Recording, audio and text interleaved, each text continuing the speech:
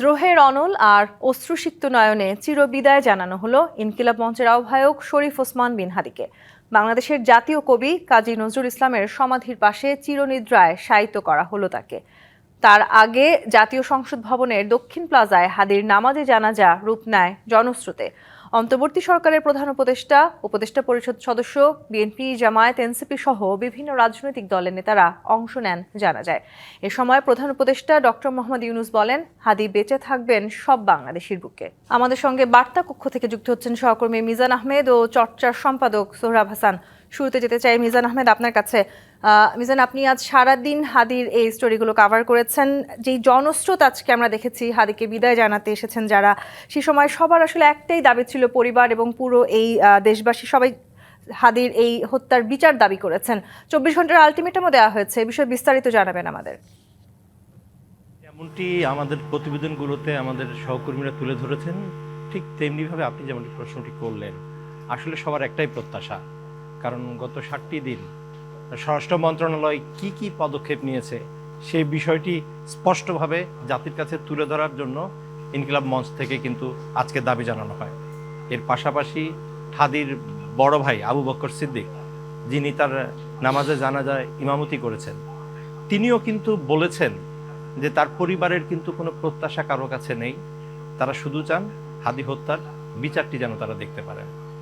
আপনার মাধ্যমে দর্শককে আরও জানাতে চাই, শরীফ ওসমান হাদি তিনি নিজেও কিন্তু এই আকুতি রেখে গিয়েছিলেন। তিনি কিন্তু বলেছিলেন, যদি আমি মারা যাই সেক্ষেত্রে আমার হত্যার বিচারটি যেন হয়, যাতে আরেকজন হাদি আমার মতো মারা না যায়।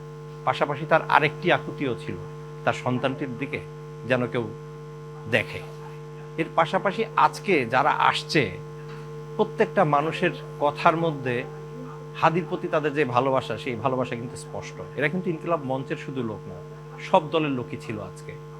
তাদের কথার মধ্যে হাদির যে সারল্য ছিল, হাদি যেভাবে সাধারণ মানুষের সাথে মিশে যেতেন, যেটিকে অনুসরণ করার জন্য প্রধান উপদেষ্টা অন্য রাজনৈতিক দলের প্রতি আহ্বান জানিয়েছেন। যে হাদি নির্বাচনী প্রচারণায় একটি নতুন ডাইমেনশন নিয়ে এসেছেন, যে মানুষের সাথে খুব মিশে যাওয়ার বিষয়টি। সেই মিশে যাওয়ার বিষয়টি ছিল কি, মানুষকে মুড়ি বাতাসা দিয়ে খাওয়ানো, আলিঙ্গন করা, চা সিঙ্গার আড্ডার মাধ্যমে তাদের মতামত জানা। এবং হাদির এই ধরনের কার্যক্রমের মধ্য দিয়ে কিন্তু হাদি বেশ জনপ্রিয় হয়ে ওঠে। শুধু তাই নয়, আজকে বেশ কিছু মানুষের সাথে কথা বলে জানতে পেরেছি, নির্বাচন বিমুখ হয়ে যাওয়া তরুণদের অনেকেই কিন্তু নির্বাচনমুখী হয়েছে শুধুমাত্র হাদির এই মোটিভেশনাল স্পিচের কারণে। এবং সবশেষ সবার প্রত্যাশা একটাই, যাতে হাদির খুনিরা বিচার এড়িয়ে যেতে না পারে, সবার যেন দৃষ্টান্তমূলক সাজা হয় এবং তা যেন খুব দ্রুতই হয়। হার্টের যত্নে বিশ্বসেরা ক্যানোলা তেল এখন বাংলাদেশে। জি, ধন্যবাদ মিজান। আমরা যেতে চাই এবার, আমাদের সাথে যুক্ত হয়েছেন সোহরাব হাসান, চর্চা.com এর সম্পাদক। সোহরাব হাসান, হাদির এই বিদায় আমাদেরকে নিঃসন্দেহে একটি বার্তা দিয়ে গেল। সেই রাজনৈতিক বার্তাটি আসলে কি পাচ্ছি আমরা, সেই বিষয়ে জানাবেন আমাদের। ধন্যবাদ আপনাকে। হাদির বিদায়টা আমাদের ব্যথিত করে, আমাদের কি বলে চিন্তিত করে, এবং একই সঙ্গে এই যে মৃত্যু, মর্মান্তিক মৃত্যু, মানে এটা তো কোনোভাবেই কাঙ্ক্ষিত ছিল না। হাদি নির্বাচনে প্রার্থী হয়েছিলেন, তিনি প্রচার করেছিলেন, তিনি জনগণ রায় দেবেন, এটাই তো প্রত্যাশা ছিল। এর মধ্যে ঘাতকের গুলি তাকে নিঃশেষ করে দিল। প্রধান উপদেষ্টা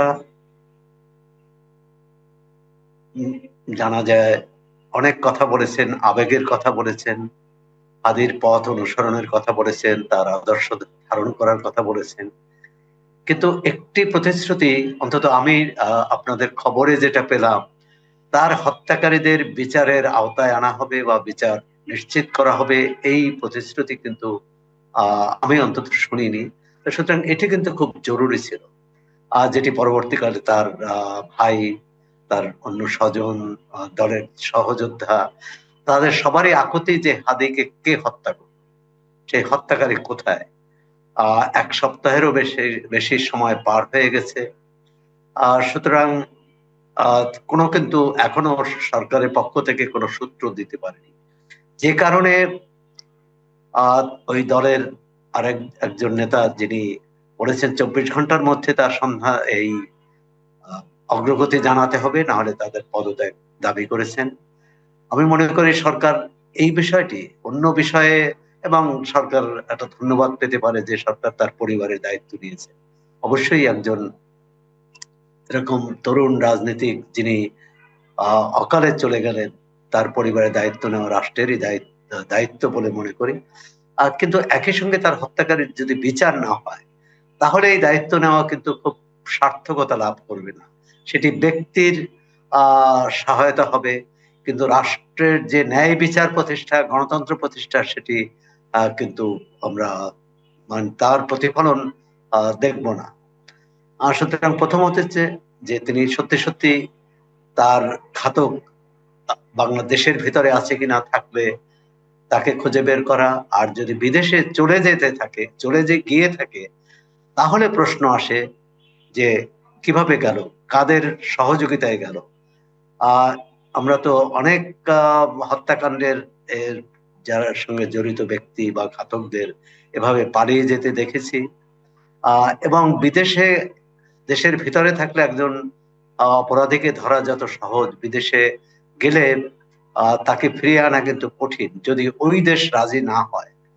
আর সেক্ষেত্রে কূটনৈতিক তৎপরতার কথা বলেছেন, এবং আমাদের পররাষ্ট্র উপদেষ্টা যেটি জানিয়েছিলেন যে তাদের কাছে, তাদের ভারতীয় যে দূত এখানে আছেন, হাই কমিশনার, তাকে বলা হয়েছে যে যদি যেয়ে থাকে হাদির হত্যাকারী, যদি ভারতে আশ্রয় নিয়ে থাকে, তাকে যাতে ফেরত দেওয়া হয়।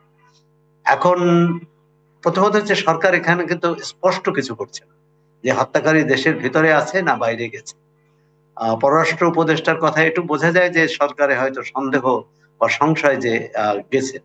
আবার পুলিশ সূত্র বলেছে, বিজিবি বলেছে যে তিনি যে চলে গেছেন বাংলাদেশ থেকে এই ঘাতক, তার কোনো প্রমাণ তারা পাননি বা তারা জানেন না। সুতরাং একটা ধোঁয়াশা কিন্তু তৈরি হয়েছে। এই ধোঁয়াশা কাটানোর দায়িত্ব সরকারের, এবং স্বরাষ্ট্র মন্ত্রণালয়ের দুজন উপদেষ্টা আছেন, আইজিপি আছেন।